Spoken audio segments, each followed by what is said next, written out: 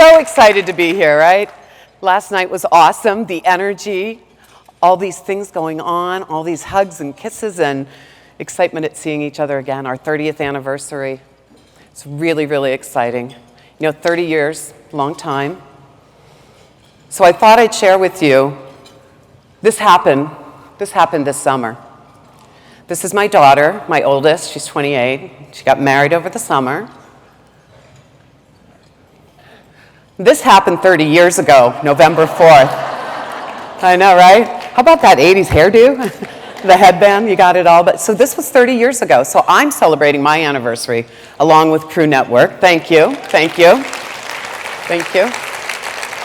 And 30 years is a really long time. Think about it, think about relationships. So this whole thing of the weddings this summer, our anniversary, I was thinking about relationships and thinking about how Crew Network's relationships formed over the years and how we sustain relationships. And I thought today maybe I would talk a little bit about some of the ingredients that we need to maintain our relationships and things that have happened throughout Crew Network's formation and building our foundation that mattered to relationships. So, I think about, remember when you're first in love and you're all excited and you get like googly eyes, it's fresh, it's exciting.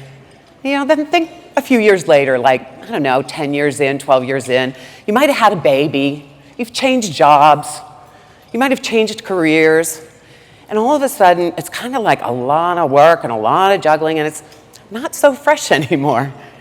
But you have to work at it, right? You keep working at it, and then I think about like later, say like Crew Network, where you're at 25 or 30 years. And you look back and you go, you know what?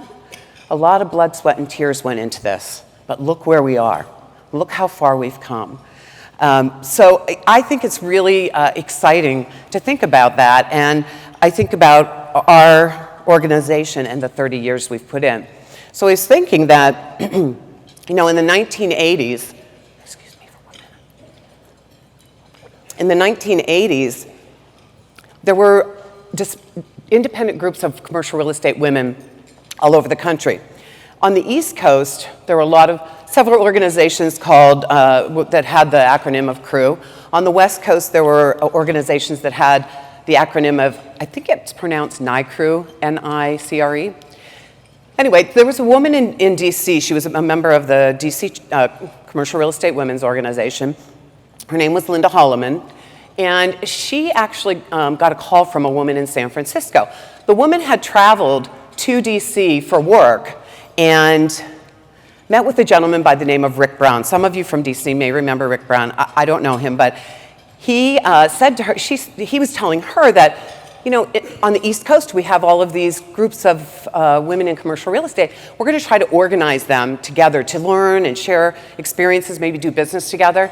And the woman said, oh my goodness, we're doing the same thing on the West Coast. There's these organizations that are wanting to get together.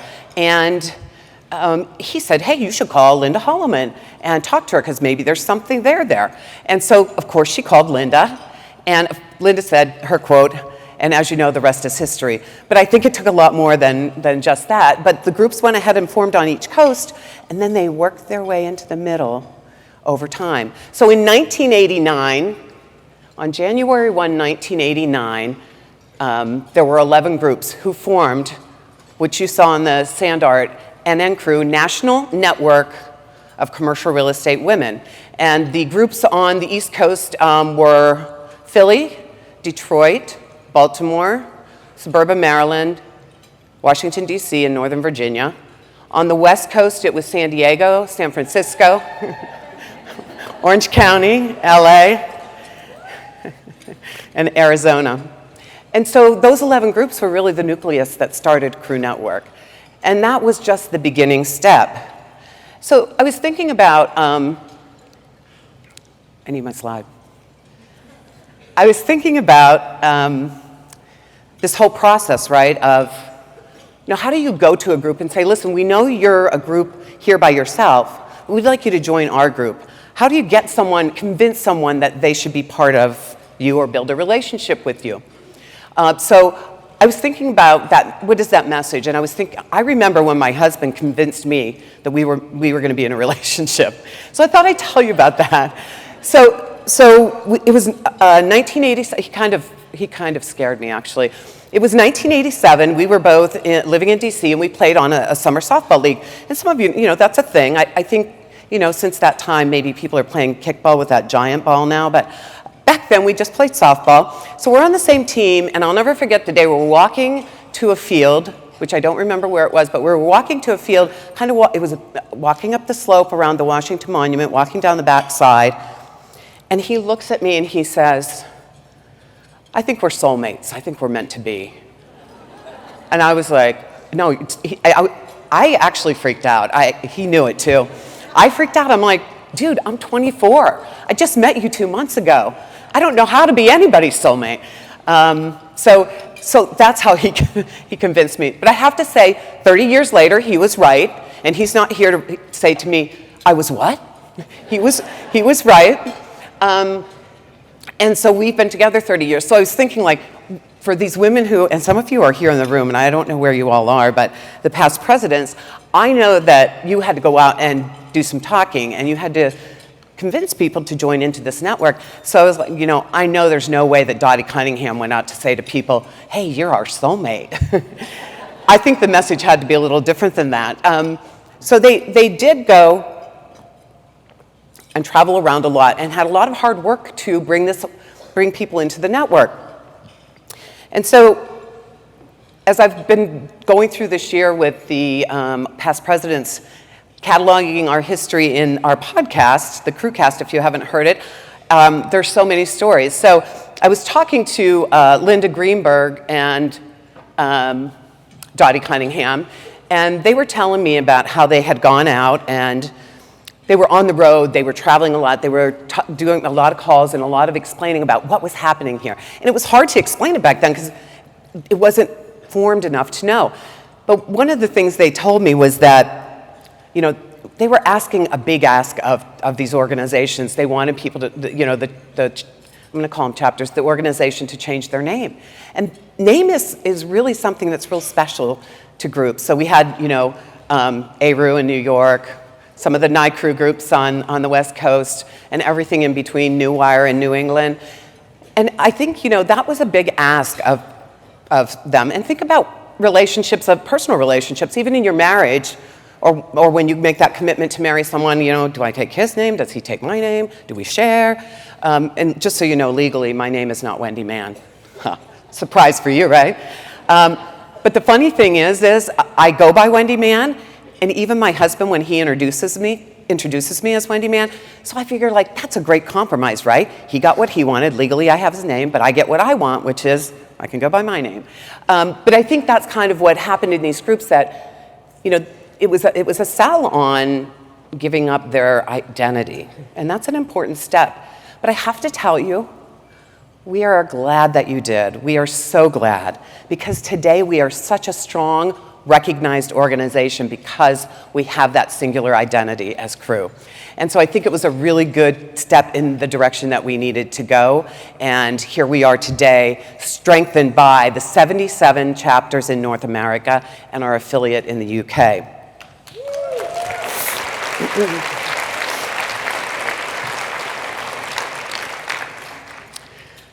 So, I was so delighted that so many of you were able to visit the office in Kansas. But the question I get a lot is, why is Crew Network in Kansas?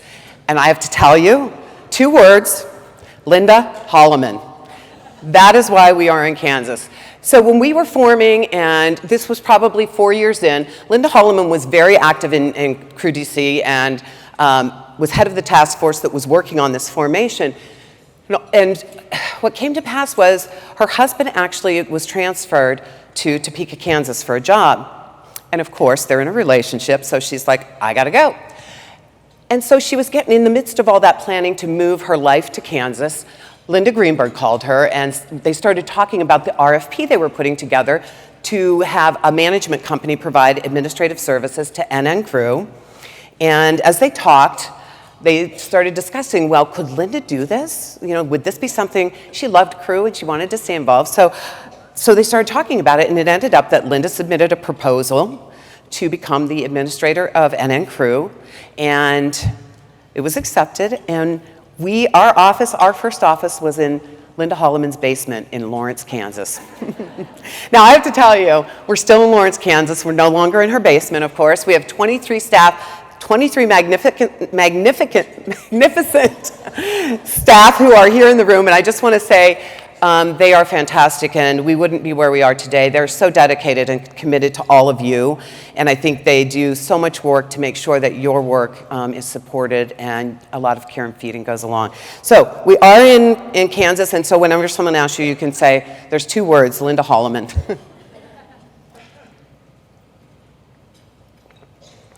One of the other things that is really important when you're doing this kind of business and working out things is communication. So we had to learn how to communicate with all these diverse groups, right? We had to figure out different ways that we needed to communicate. And think about it, back then when Linda's in her basement, it was all about fax machine. And I know there are people in this room who probably don't even know what that is. It's an old form of communication. It's better than the stagecoach, but not as good as email.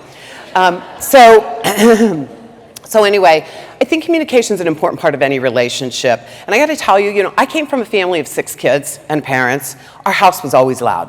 We just talked. I mean, it was just a loud, chaotic place. And, we spoke our mind. We were just said what we wanted. And most of the time, other members of the family would just shrug and go, whatever. And then you marry into someone that comes from a family that's very quiet. And they don't talk a lot, and I don't want to say they shove things under the rug, but they just don't want to talk about stuff. Imagine how the first few years of that marriage went, and that was mine. So we had these very disparate communication styles, and we really had to listen and learn how we could communicate better with each other and work that out. And I think that Crew has done a magnificent job over our many, many years to come to the point where we are today, where I think we get each other, we all work together, and we share so much communication. It just warms my soul so much to hear in the summits, the Crew speak, and everybody sharing their ideas and whatnot across, and that communication, that's what makes us strong, and that's what makes us a really wonderful organization, because we share so much. Now, in July of 1997, we added our first Canadian chapter. So, Canada. Officially global. So in July of 1997, we added Toronto Crew. And we had to change our name, right? Because we're no longer a national network. We're now global. So we changed our name in 1997 to Crew Network, and that's who we've been ever since. I'm not having really good luck with these slides. So one of the other things that I think is really important was that there were so many fantastic leaders that had vision. And I want to honor them in this moment with this visual of, and you can see it looks like, I'm going to say this is probably late 80s or early 90s, but I don't know. What do you think, you guys? Anybody in that picture, you can tell me. But I just want to honor them, because I never want to forget about honoring our past as we look to the future. There were people that really put in so much to make this organization what it is today, and I will never take that for granted. And we can do all the things we need to do to move forward, but if it wasn't for the strong foundation that was built by some of these women, we wouldn't be where we are today. And they knew that we needed this organization, and they knew that we could make change and transform the industry. So, can you bring that slide back up?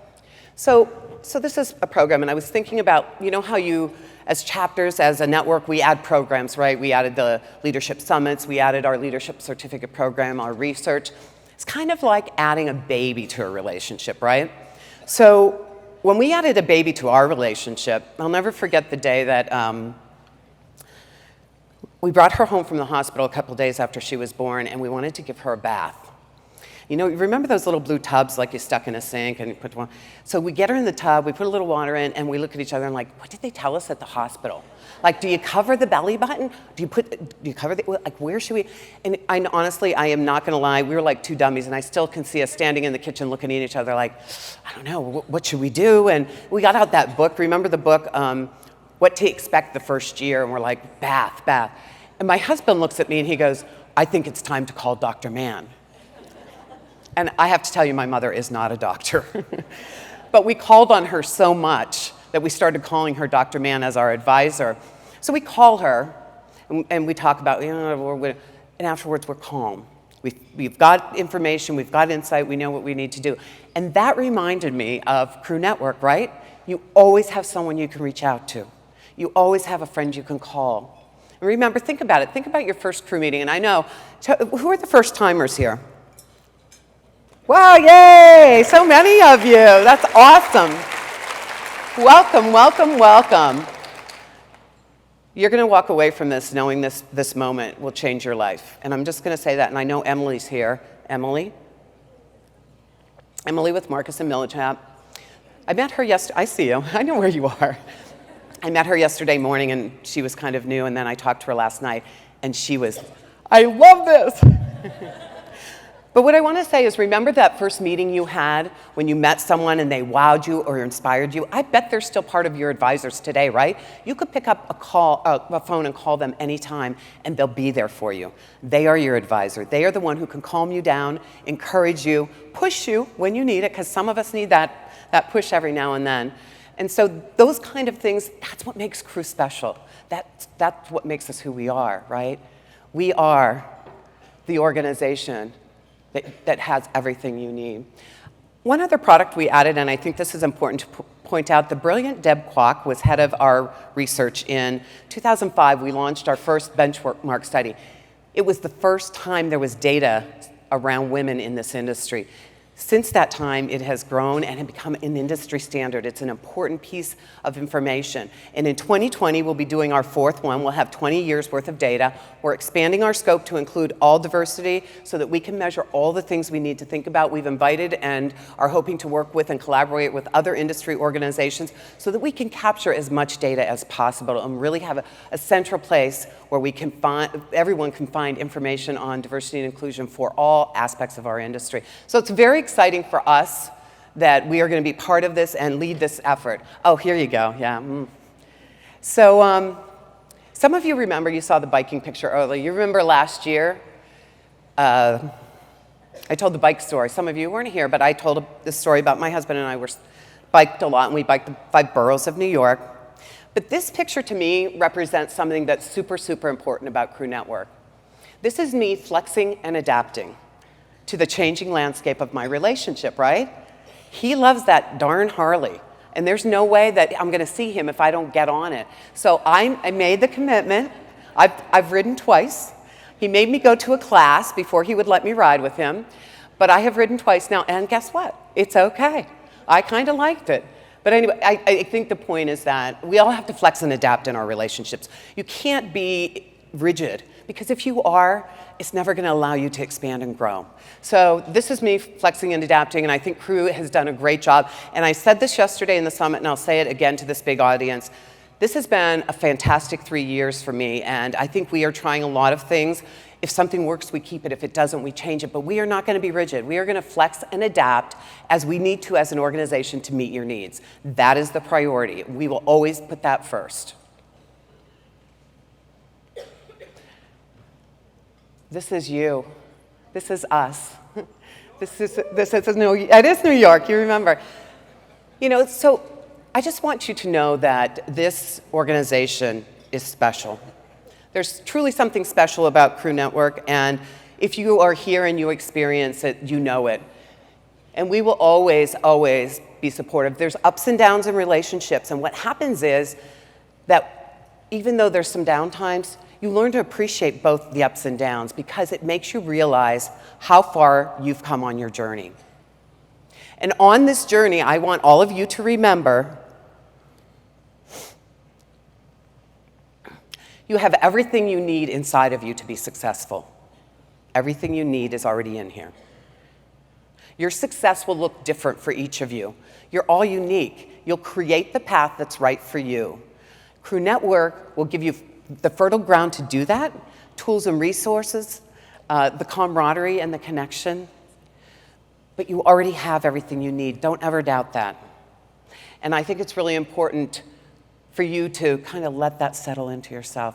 So I believe in you. I believe in your leadership. I believe in your passion, in your commitment to this organization, to this industry. You're so talented and smart. You lift each other up. And that is who we want to be as an organization, supporting one another, connecting to each other.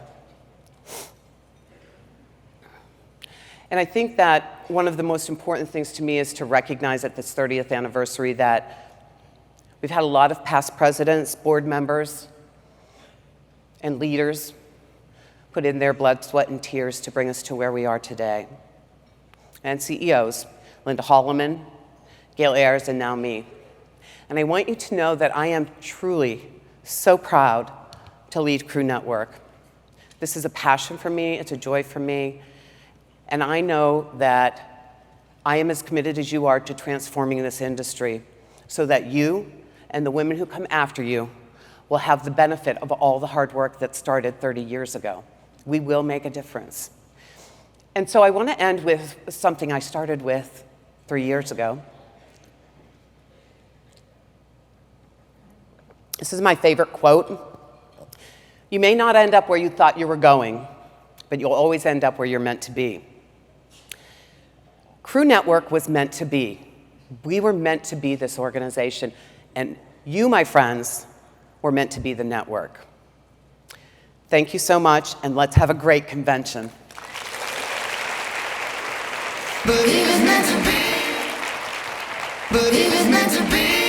It'll be, it'll be. Baby, just let it be. Believe it's meant to be. It'll be, it'll be. Baby, just let it be. Let's go. So won't you ride?